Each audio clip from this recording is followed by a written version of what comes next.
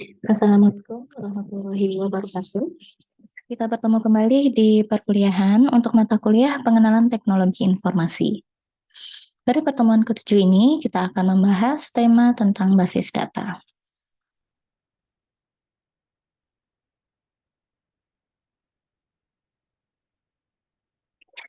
Untuk pembahasan pada materi ini, kita akan belajar pengertian dari data, objek, dan kejadian. Kemudian kita akan mempelajari bentuk dari database, yaitu ada traditional database dan multimedia database. Kemudian ada kelompok database, diantaranya ada transactional database dan data warehouse. Dan ada beberapa contoh software untuk mengakses database, dan yang terakhir kita akan belajar tentang Data Definition Language atau DDL dan Data Manipulation Language atau yang biasa disebut dengan DML. Sebelum kita masuk pembahasan basis data, kita harus tahu nih pengertian dari data. Misalkan teman-teman punya data nama, umur, alamat. Nah, nanti data-data tersebut kita kumpulkan.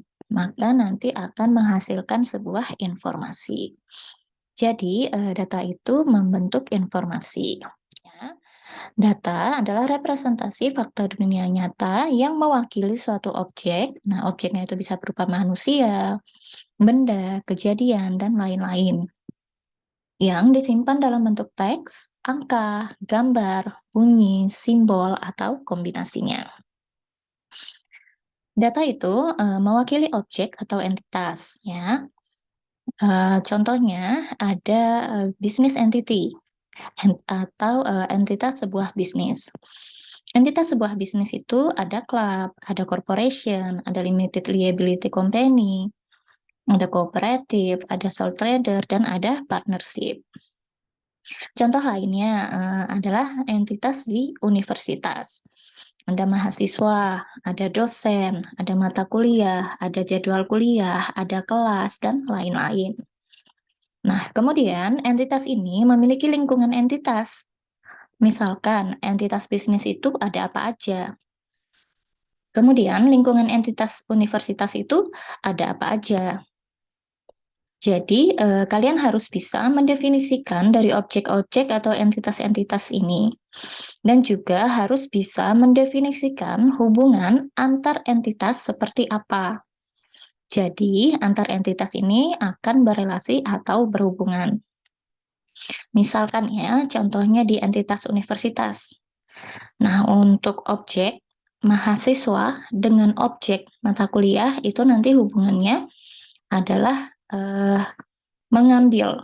Nah, kita gunakan hubungan mengambil antara entitas mahasiswa mengambil mata kuliah. Nah, seperti itu hubungannya.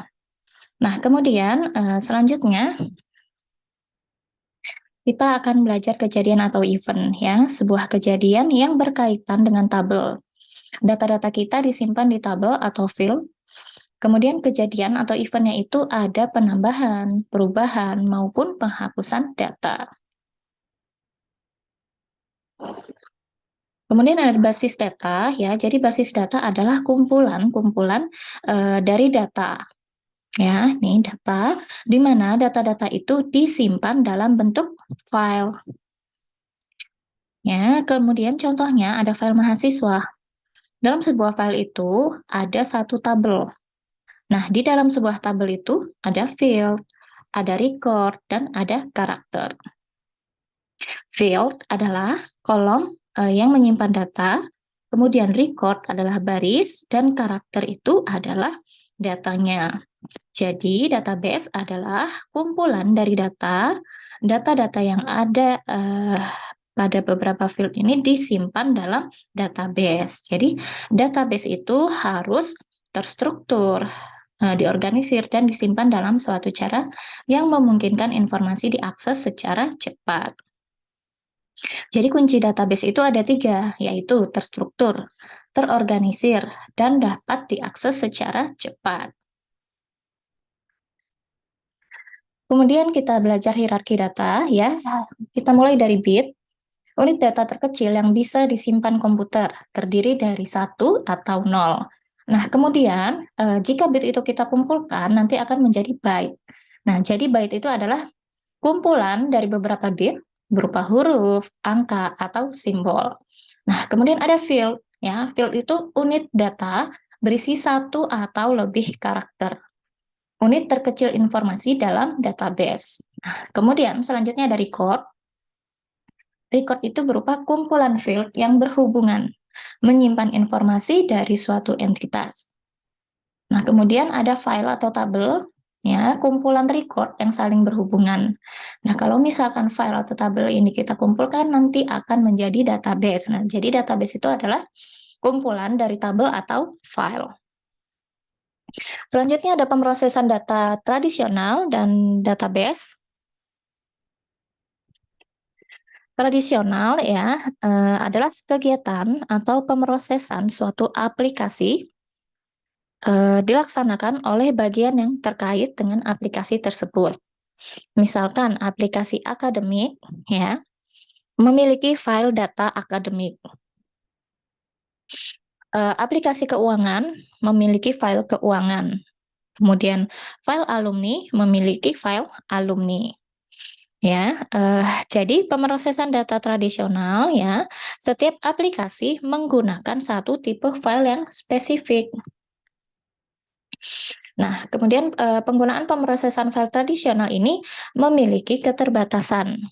Data menjadi terpisah atau terisolasi karena data tidak terhubung. Kemudian selanjutnya ada database ya. Ini database. Misalkan ada aplikasi 1, aplikasi 2, dan aplikasi 3. Nah, setiap data dapat disimpan secara terorganisir dalam satu tempat, ya, yang dinamakan DBMS atau Database Management System. Jadi file-filenya itu disimpan secara terorganisir dalam suatu tempat, ya, di sini. Beda dengan yang tradisional, mereka secara terpisah.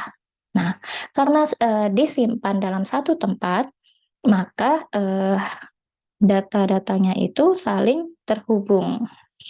Nah, itu perbedaan antara pemrosesan data tradisional dengan database. Selanjutnya, tradisional database ya adalah basis data yang menyimpan data dalam bentuk tipe data tradisional seperti numerik dan karakter. Nah, contoh dari tradisional database ini ada Microsoft Access ya. Kemudian selanjutnya ada multimedia database ya, adalah basis data yang menyimpan data-data dalam bentuk multimedia seperti teks, gambar, suara, video, dan animasi. Jadi untuk penyimpanannya juga berbeda dibandingkan tipe data yang tradisional. Nanti penyimpanannya kalau image itu berdasarkan bitnya. Kemudian kalau speech itu yang diterima di komputer adalah sinyal. Nah, kalau sinyal itu berkaitan dengan 0101. Nah, kemudian jenis database ya, secara umum database dikelompokkan berdasarkan fungsinya, yaitu transaksional database dan data warehouse. Nah, kalau transaksional itu ya, dia hanya menyimpan data-data transaksional. Data transaksional itu seperti apa sih? Ya, jadi data transaksional itu adalah data yang berupa step by step dan harus diselesaikan stepnya, baru bisa disimpan. Contohnya, kalau kita ke ATM, maka langkah-langkahnya itu bagaimana? Misalkan teman-teman ke ATM, kemudian kita masukkan kartu ATM-nya, kemudian pilih bahasa, kemudian kita masukkan PIN-nya, terus pilih menu tarik tunai, dan kemudian kita masukkan nominal atau jumlah uang yang ingin kita ambil, terus klik OK. Nah, itu namanya satu transaksi. Jadi, uang di saldo kita berkurang karena kita sudah menyelesaikan transaksinya. Nah, kalau misalkan langkah-langkahnya belum kita selesaikan, maka saldo kita tidak berubah karena otomatis transaksinya gagal. Nah, contoh lain dari transaksional database itu apa? Data transaksional itu yang lainnya apa contohnya? Nah, contohnya itu adalah misalkan GoFood ya. Nah, itu kan juga step by step ya. Jadi harus diselesaikan stepnya baru data tersimpan dalam database. Nah, kemudian selanjutnya ada data warehouse ya. Warehouse itu adalah gudang. Jadi eh, data warehouse adalah gudang database yang berfungsi untuk menyimpan semua data-data transaksional dan data-data yang lain. Nah, itu semua disimpan di data warehouse. Data yang lain itu apa? Nah, misalkan di sini sudah ada ATM tadi ya, sudah ada ATM. Kemudian selanjutnya ada mobile banking. Ya, jadi bukan data transaksi aja yang disimpan ke dalam data warehouse, tetapi ada kesamaan ya antara mobile banking dengan ATM itu, yaitu ada data username atau data nasabah ya. Kemudian ada password atau PIN, kemudian ada saldo, kemudian ada transaksi yang dilakukan ya dengan menggunakan mobile banking ataupun dengan ATM dan lain-lainnya. Nah, itu penjelasan tentang transaksional database dan data warehouse. Kemudian selanjutnya ada database system ya. Komponen dalam sistem database itu ada hardware, ada software, ada people, ada prosedur dan ada data. Nah, jadi, sistem administrator itu akan mensupervise data administrator. Nah, data administrator ini menulis dan melaksanakan prosedur dan standar yang berlaku di perusahaan. Kemudian nanti prosedur dan standar ini dianalisis oleh programmer dan kemudian programmer menulis atau merumuskan application program. Nah, kemudian oleh database designer ya akan mendesain dengan menggunakan hardware. Kemudian nanti akan menghasilkan DBMS. Nah, nanti datanya itu disimpan ke dalam DBMS atau DBMS utilities. Nah, kemudian nanti application programnya ini dapat mengakses DBMS. Nah, nanti yang menggunakan application programnya adalah end user. Ya, end user menggunakan application program. Selanjutnya database system itu ada hardware ya. Di hardware itu ada komputer, ada peripheral, kemudian software. Software itu ada OS atau operating system software, ada DMS software dan application programs dan utility software. Kemudian people-nya itu tadi ada sistem administrator, ada database administrator, ada database designer, ada sistem analis dan programmer, kemudian ada end user, dan selanjutnya ada prosedur, ya prosedur-prosedur atau instruksi dan aturan yang mengatur penggunaan dan pengaksesan basis data. Nah, selanjutnya ada data. Ya, data itu adalah fakta-fakta yang dikumpulkan dalam database. Nah, kemudian ada contoh software untuk mengakses database. Ada MySQL. Nah, kelebihan MySQL ini adalah free access, stabil dan tangguh, kemudian fleksibel dengan berbagai pemrograman, kemudian keamanan database cukup baik, memberikan kemudahan dalam manajemen basis data, mendukung transaksional database, dan perkembangannya cukup cepat. Nah, kekurangannya adalah dukungan ke pemrograman bahasa visual seperti VB, Delphi, dan FOSPRO itu masih kurang. Nah, kemudian data yang ditangani belum cukup besar. Kemudian waktu pemrosesan cenderung lambat untuk query yang kompleks. Kemudian belum mendukung windowing function. Nah, biasanya MySQL ini digunakan untuk project-project yang database-nya itu tidak terlalu besar. Nah, kemudian ada Oracle ya. Oracle itu memiliki kelebihan, memiliki kemampuan yang tinggi dan handal.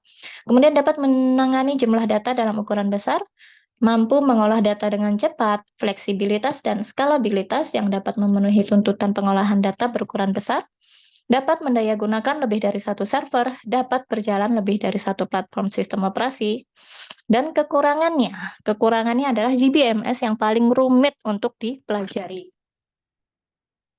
Kemudian penggunaannya memakan banyak biaya, mulai dari device sampai DBA yang handal. Kemudian membutuhkan spesifikasi hardware yang tinggi untuk dapat menjalankan Oracle yang stabil. Hanya diperuntukkan bagi perusahaan berskala besar.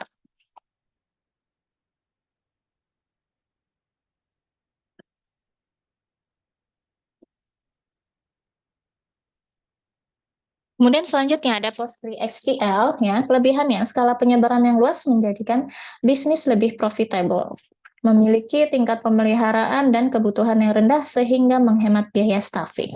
Stabil dan terpercaya, tidak memerlukan biaya untuk perluasan dan penyimpanan data dengan banyak baris atau extensible, memiliki fitur yang beragam. Nah, kemudian kekurangannya kurang populer, kemudian kurang cocok bekerja di lingkungan web dibandingkan MySQL. Kemudian arsitektur multi-pros sulit diterapkan di Windows, jadi ini belum kompatibel di Windows. Kemudian kurang unggul dalam ketersediaan fungsi built-in. Kemudian replikasi di PostgreSQL belum disertakan dalam distribusi standarnya yang terbatas, hanya dapat melakukan penambahan kolom, penggantian nama kolom, dan penggantian nama tabel. Nah, kemudian selanjutnya kita akan belajar Data Definition Language atau DDL. Ya, jadi DDL ini adalah kategori SQL yang digunakan untuk mengelola objek atau mendefinisikan skema basis data. Nah, contoh keywordnya ya. Contoh keywordnya itu ada membuat tabel, ya, dapat menggunakan keyword create, kemudian menghapus tabel, keywordnya ada drop, kemudian menghapus constraint, keywordnya adalah alter. Ya, jadi DDL ini berkaitan dengan tabel yang ada di database. Kemudian selanjutnya ada Data Manipulation Language atau DML. Ya, jadi DML ini adalah bahasa yang memungkinkan pengguna untuk mengakses atau memanipulasi data sebagaimana diatur oleh model data yang sesuai.